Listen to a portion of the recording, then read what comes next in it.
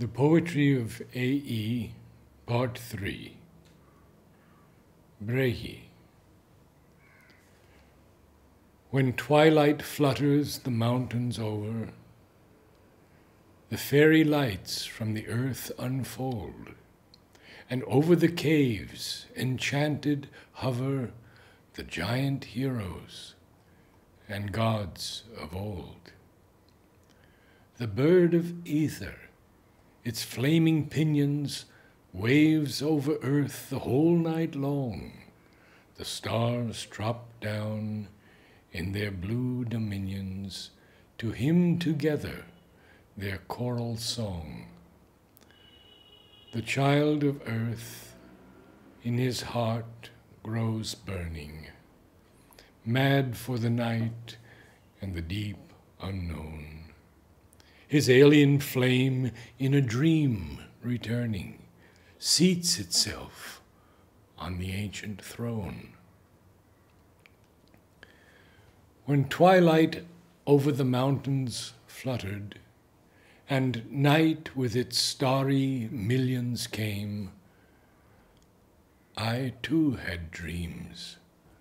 The songs I have uttered came from this heart that was touched by the flame. Creation. As one by one the veils took flight, the day withdrew, the stars came up, the spirit issued pale and bright, filling thy beauty like a cup. Sacred thy laughter on the air, holy thy lightest word that fell, proud the innumerable hair that waved at the enchanter's spell. O Master of the beautiful, creating us from hour to hour, give me this vision to the full, to see in lightest things thy power. This vision give, no heaven afar, no throne, and yet I will rejoice, knowing beneath my feet a star, thy word in every wandering voice. Om, a memory. Faint grew the yellow buds of light, far flickering beyond the snows, as leaning o'er the shadowy white, morn glimmered like a pale primrose. Within an Indian vale below, a child said, Om, with tender heart, watching with loving eyes the glow in dayshine fade and night depart.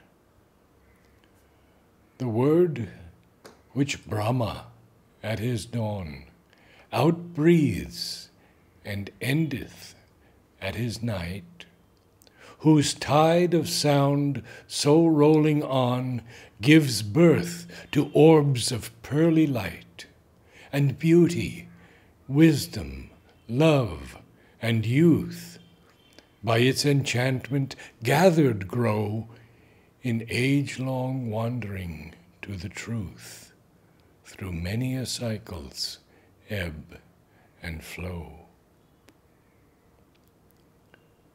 And here the voice of earth was stilled, the child was lifted to the wise, a strange delight his spirit filled, and Brahm looked from his shining eyes.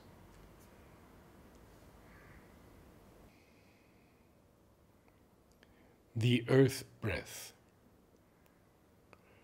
From the cool and dark-lipped furrows breathes a dim delight through the woodland's purple plumage to the diamond night. Aureoles of joy encircle every blade of grass, where the dew-fed creatures silent and enraptured pass. And the restless ploughman pauses, turns, and wondering, deep beneath his rustic habit, finds himself a king, for a fiery moment looking with the eyes of God, over fields a slave at morning bowed him to the sod. Blind and dense with revelation, every moment flies, and unto the mighty Mother, gay, eternal, rise all the hopes we hold, the gladness, dreams of things to be. One of all thy generations, Mother, hails to thee.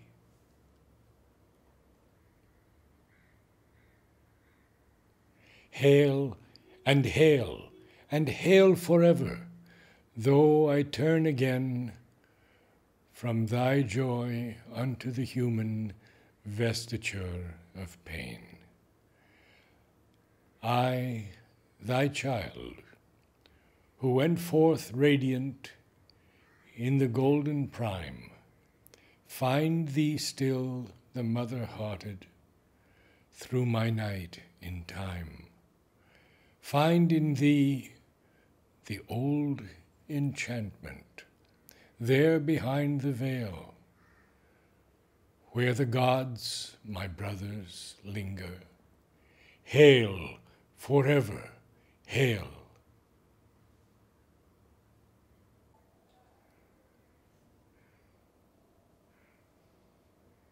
The hermit. Now the quietude of earth nestles deep my heart within. Friendships new and strange have birth since I left the city's din. Here the tempest stays its guile, like a big kind brother plays, romps and pauses here a while from its immemorial ways. Now the silver light of dawn, slipping through the leaves that fleck my one window, hurries on, throws its arms around my neck. Darkness to my doorway hies, lays her chin upon the roof, and her burning seraph eyes now no longer keep aloof. And the ancient mystery holds its hands out day by day, takes a chair and croons with me by my cabin built of clay.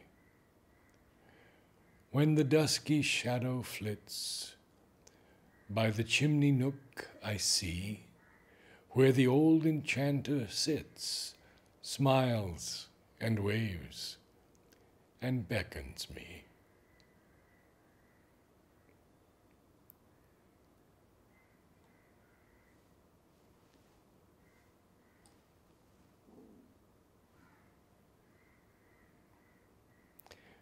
The hour of twilight.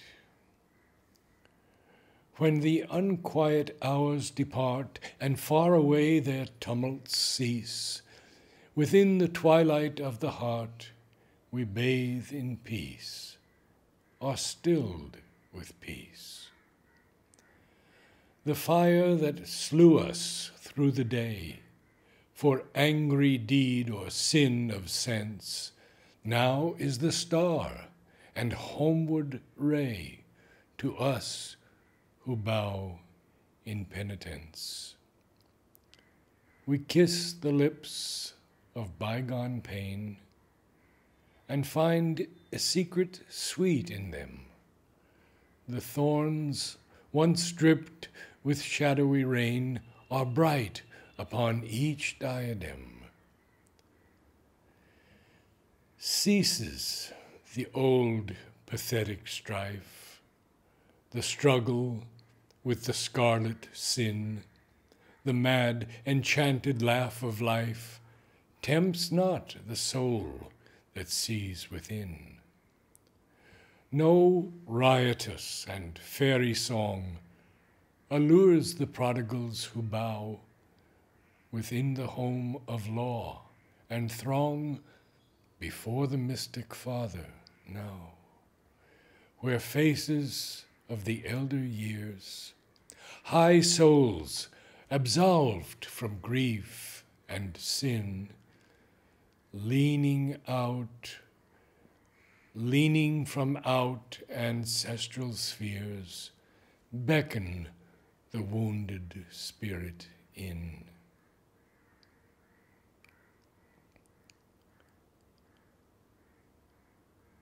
The vesture of the soul. I pitied one whose tattered dress was patched and stained with dust and rain. He smiled on me. I could not guess the viewless spirit's wide domain. He said, "The royal robe I wear trails all along the fields of light. Its silent blue and silver bear for gems,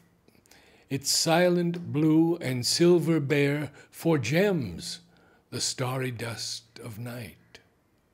The breath of joy unceasingly waves to and fro its folds starlit, and far beyond earth's misery, I live and breathe the joy of it."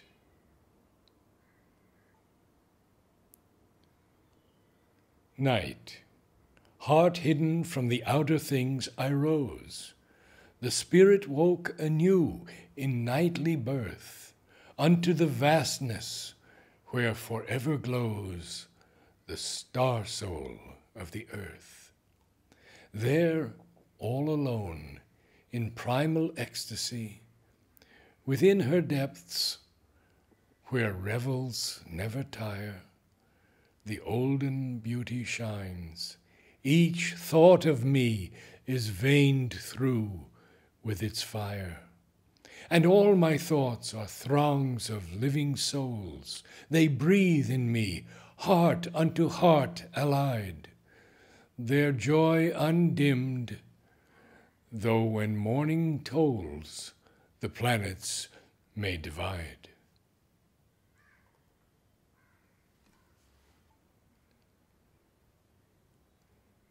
The Master Singer. A laughter in the diamond air, a music in the trembling grass, and one by one the words of light, as joy drops through my being pass. I am the sunlight in the heart, the silver moonglow in the mind. My laughter runs and ripples through the wavy tresses of the wind. I am the fire upon the hills, the dancing flame that leads afar, each burning-hearted wanderer, and I the dear and homeward star. A myriad lovers died for me, and in their latest, yieldest breath I woke in glory, giving them immortal life, though touched by death. They knew me from the dawn of time. If Hermes beats his rainbow wings, if Angus shakes his locks of light, or golden-haired Apollo sings, it matters not the name, the land, my joy in all the gods abides. Even in the cricket in the grass, some dimness of me smiles and hides. For joy of me the day-star glows, and in delight and wild desire, the peacock twilight raises aloft its plumes and blooms of shadowy fire, where in the vastness too I burn, through summer nights and ages long, and with the fiery-footed watchers shake in myriad dance and song.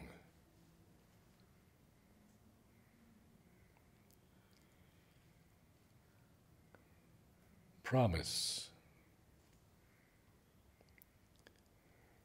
Be not so desolate, because thy dreams have flown, and the hall of the heart is empty and silent as stone, as age left by children sad and alone. Those delicate children, thy dreams, still endure. All pure and lovely things wend to the pure. Sigh not. Unto the fold their way was sure. Thy gentlest streams, thy frailest, even those that were born and lost in a heartbeat, shall meet thee there. They are become immortal in shining air. The unattainable beauty, the thought of which was pain, that flickered in eyes and on lips and vanished again, that fugitive beauty thou shalt attain. The lights innumerable that led thee on and on, the mask of time ended, shall glow into one. It shall be with thee forever, thy travel done. By the margin of the great deep, when the breath of twilight blows to flame the misty skies, all its vaporous sapphire, violet glow, and silver gleam, with their magic flood me through the gateway of the eyes. I am one with the twilight stream. When the trees and skies and fields are one in dusky mood, every heart of man is wrapped within the mother's breast, full of peace and sleep and dreams in the vasty quietude. I am one with their hearts at rest. From our immemorial joys of hearth and home and love, strayed away along the margin of the unknown tide, all its reach of soundless calm can thrill me far above word or touch from the lips beside. Aye, and deep and deep and deeper let me drink and draw from the olden fountain more than light or peace or dream, such primeval being as o'erfills the heart with awe, growing one with its silent stream.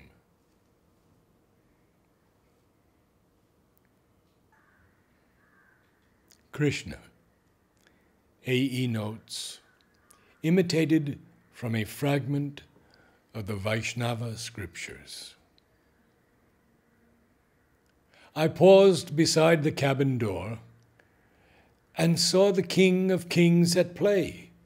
Tumbled upon the grass I spied the little heavenly runaway.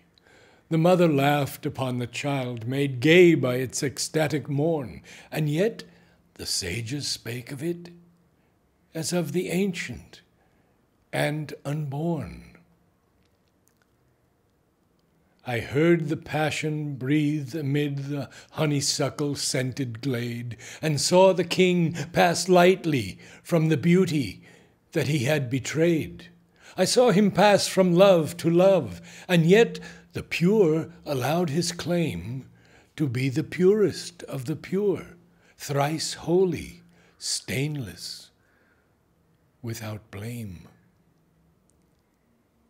I saw the open tavern door flash on the dusk a ruddy glare, and saw the King of Kings outcast reel brawling through the starlit air. And yet he is the Prince of Peace, of whom the ancient wisdom tells. And by their silence men adore the lovely silence where he dwells. I saw the King of Kings again, a thing to shudder at and fear, a form so darkened and so marred that childhood fled if it drew near. And yet he is the light of lights, whose blossoming is paradise, that beauty of the King which dawns upon the seer's enraptured eyes. I saw the King of Kings again, a miser with a heart grown cold, and yet he is the prodigal, the spendthrift of the heavenly gold, the largesse of whose glory crowns the blazing brows of cherubim, and sun and moon and stars and flowers are jewels scattered forth by him. I saw the King of Kings descend the narrow doorway to the dust, with all his fires of morning still, the beauty, bravery, and lust. And yet he is the life within the ever-living, living ones, the ancient with eternal youth, the cradle of the infant sons, the fiery fountain of the stars, and he, the golden urn where all the glittering spray of planets in their myriad beauty fall.